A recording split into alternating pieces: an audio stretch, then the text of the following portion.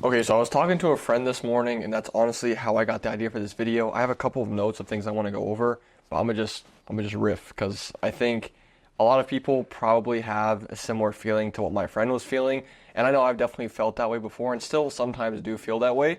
So I'm hoping by the end of this video I can leave you with something that will actually help you either stop feeling this way or just deal with this feeling in a different way. And ultimately to get over all this bullshit on social media and to realize that you are not behind and you're actually right on schedule, and to give you a couple of things that can help you take more action towards whatever goal it is that you're trying to hit in your life, in your business, in your relationships, whatever. Also, this is coming from somebody that probably contributes to this problem a little bit, so go ahead and follow me on Instagram.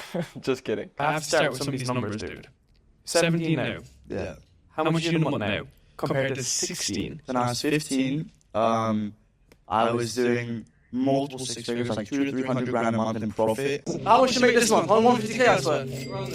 Yeah, that was last month. It was a little bit over that. We raised $1.2 million. How much value of merchandise is in here? $700,000.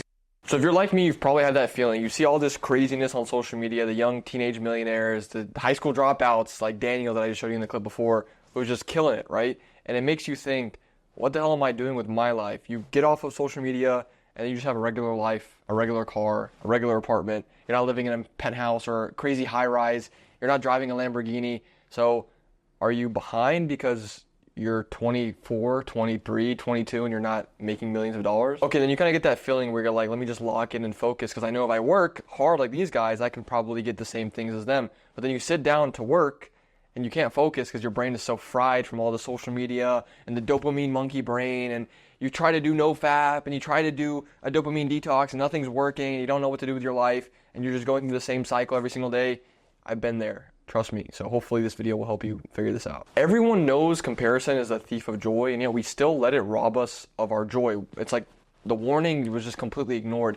And I think comparison can be good, and in a way we are biologically wired to be comparing ourselves to other people. I think back then, right, if you were, I'm just gonna make a crazy like caveman example. If I saw another caveman and he was out here constantly catching like the craziest meat and like always had the freshest meat to eat, and I'm sitting over here snacking on blueberries, I would probably compare myself to him and be like, I need to know what he's doing so I can eat better. So in a way, we kind of have like a biological hardwiring to comparing ourselves to others.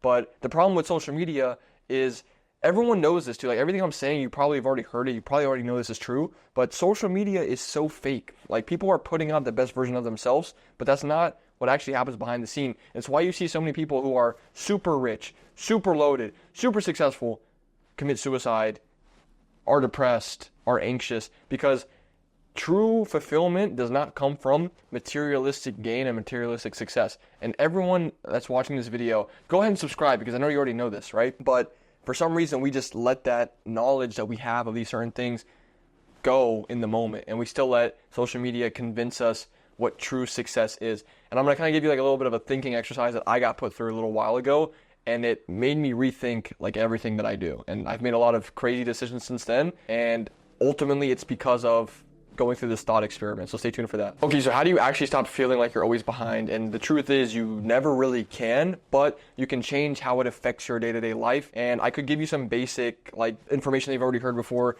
For example, go and download the Opal app and limit your screen time and get off social media, or meditate for 30 minutes a day and do cold showers. But let's be real, that stuff probably hasn't worked for you before. So how do you actually find something that works? I think all that stuff's great, and you should definitely get off social media as much as you can because it's not helping you. But the real way to actually figure the root of this cause, in my opinion, is to truly define what success looks like for you first. And here comes that thought experiment. Most of the things that you've done in your life, most of the ideas, the thoughts, the interests, the things that you like and things that you don't like, they're not actually your true likes and desires. It's based on all the other people around you. Think about how many people in your life influence all the decisions that you make. Your parents, your friends, your brothers, your sisters, your college roommates, like all of them affect every single thing that you do day to day, whether you realize it or not. And I first kind of realized this for myself with money. My parents, my dad was an immigrant. He came from a family of 9, 1 bedroom, 1 bathroom, like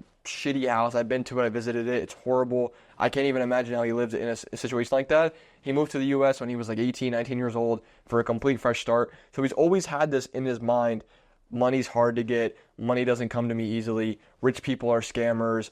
That's always kind of been instilled in his brain. And if you've read Rich Dad, Poor Dad by Robert Kiyosaki before, you've kind of been introduced to this concept on like a lower level, is that the rich dad has a completely different way of thinking than the poor dad, which is why the rich dad is rich and the poor dad is poor. That is the number one root of everything, right? Your mentality, how you approach certain situations and certain things. If you always think that rich people are evil, if you always think that money is not meant to be with you, if you always think that, you deserve a horrible life, if that's what you feed yourself every single day, I highly doubt you're going to get out of that situation. Going back to my point, social media has given us this golden rule of what success looks like, and it's completely materialistic, right? Having a Lambo, having a high-rise apartment, having a super hot supermodel girlfriend, like these are what we're taught by social media and what's ingrained in our subconscious, that what success looks like. And going back to my point, social media has kind of painted this false reality of what actual success looks like, from the Lambos to the high-rise apartments to the supermodels to the clubs and buying sections. This is what social media paints to a young adult, especially like a young man, what success looks like. The Andrew Tate personality. And don't get me wrong, I don't know if I'm allowed to say this on YouTube, but I love the top G. But having that in the back of your head as the truth of what success looks like, it's dangerous. And I had to truly ask myself, everyone wants a Rolex at some point, right? Did I actually want the Rolex, or did I just want the Rolex because everyone else wanted the Rolex? And why did they really want the Rolex, right? These brands are designed to make us want something that we don't actually want. So truly sit down with yourself and question everything that you like, everything that you do day to day. Is it actually because you enjoy doing it, or is it because the environment around you has influenced you to make you think that you like to do those things? And when you kind of have that level of realization that, oh my gosh, I don't actually not like money, I don't actually like watches, I don't actually like staying in my hometown, my parents just instilled that in me, or my friends just instilled that in me, that's when the real nirvana, I guess, kind of happens. Like you start to realize that the life that you've been living is not even your life. So one thing that kind of helps me with this also is drawing out my dream life. I have a detailed notebook of exactly what my dream life looks like, and slowly but surely, my life today has started to mold into that dream life, because I've convinced myself that the dream life is my actual life. It just hasn't fully manifested itself yet. So whether you believe in the spirituality stuff, I'm a Muslim, I'm practicing Muslim, but whatever you believe in, there is truth to making something happen that you actually visualize and put out onto paper and look at it every single day. So no matter what religion you are, you should do that. Ultimately, put your faith in God. If you're Muslim, you got to put your faith in God. But visualizing what you actually want is so important, and most people never do this. What does your dream life look like? What does the dream possessions look like? What color is the Rolex? What time do you wake up in the morning? What does your dream girl look like? What does a dream house look like? What are your dream relationships like? What does the day-to-day life look like for you? And so this whole problem of feeling like you're behind, it stems from not actually knowing what success looks like for you, because the reason you feel behind is you're comparing yourself to people who have painted an image of success that might not even be the image of success that you actually even want. That's really the main central point of this video. You think you're not successful, you think you're behind because, one, you haven't identified what success actually looks like to you, and two, you don't even know if your own thoughts are actually your own thoughts. So once you've kind of drawn out your dream life, you know what it looks like. Be as specific as possible. What color is the coffee that you drink? What color are the shirts that you're wearing in the morning? How hot is the temperature of the shower that you take? Like, I would be as literally as specific as possible to outline what the dream life looks like, because how do you expect to have something that you don't even truly know how to visualize, right? Everything that I've accomplished, succeeded with at this point, I knew it was going to happen way before it happened, and I visualized it in my head. The rest of it I left up to God. I put my faith in the Creator, which is what I believe in. But even if you don't believe in a God, you need to just visualize what you actually want before you can have it, because otherwise it's not going to come into your life. It's just not how it works. Then identify the 5 most important things that you need to do to actually get towards that goal. So if you're like me, I'll just give you a random example. To grow my inventory-based business, I need to spend more money on inventory, right? That's probably the biggest driving force of selling more inventory, is having more inventory to sell. So if I wanted to sell $1 million a year or $2 million a year, I need $1 million or $2 million a year in product to even be able to sell. So that's step number 1. And I know this sounds so surface level and so simple, but I promise you, so many people overlook these very, very basic, minute details that quite literally will give you the exact result that you want. Now that you've kind of identified what it is that it actually takes to get to where you want to be. So I'm just going to give another example. If you're an actor, right? If you want to be an actor, Let's say you're not an actor right now. There's a couple steps you have to take to get there. One, you have to be relevant enough to some sort of casting agency. I don't truly know how this works, to be honest with you, but I would assume you need to get in contact with an agency that can even land you a position. So maybe I would start with watching some YouTube videos on how to do that, how to become an actor. I would start with practicing my lines and studying how to actually get better at remembering my lines. I would research all of the casting agencies in my area and contact each and every single one of them and make a promo video that I'll make with my friends on my acting skills. Now, obviously, I don't know if this is actually how it works, but this is just off the top of my head, no research done. This is how I would approach it. And then all you have to do from here is just show up every single day, do the things that you don't want to do, but that you know you have to do, and strive to get 1% better. I had this mentality that getting 1% better was stupid, and I should try to go 100% better every single day. But sustainability-wise, it's damn near impossible to get 100% better every single day for a long period of time. If you just focus on getting a 0.5% better or 1% better every single day of the year of the existence of your life, it compounds so quick, because you'll look back at yourself 1 year from now, and I do this pretty much every single year. I actually make a letter to myself on my birthday every single year, a video letter explaining what my goals are, and every single year I'm shocked.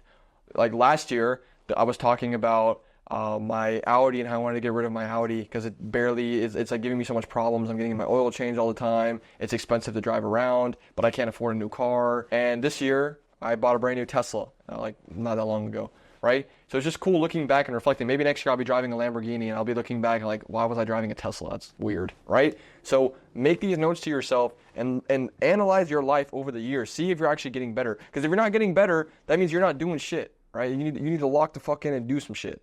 Right? Just straight up. Now look, I know you probably clicked on this video hoping that there was some secret to not feeling like you're behind again, but the truth is there's really no secret. Stop comparing yourself to the false success that isn't actually success. Identify what success actually means for you, and then identify what the steps are to get closer to that success. Now, you're not going to have everything figured out.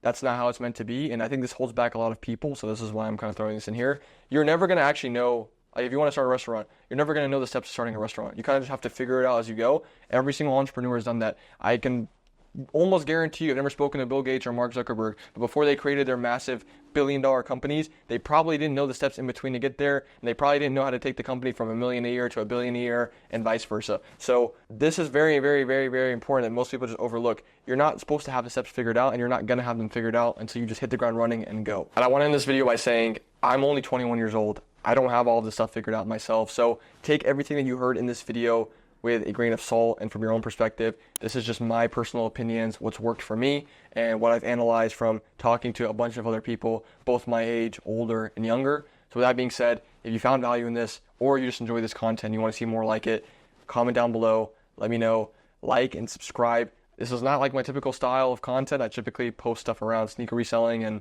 growing a sneaker reselling business, but if you guys think this kind of content is valuable, I randomly got this idea from talking to a real friend today, and I think I have some interesting perspective sometimes to offer. So if you guys want to see more, just let me know in the comments. With that being said, I'll see you in the next video. Peace out.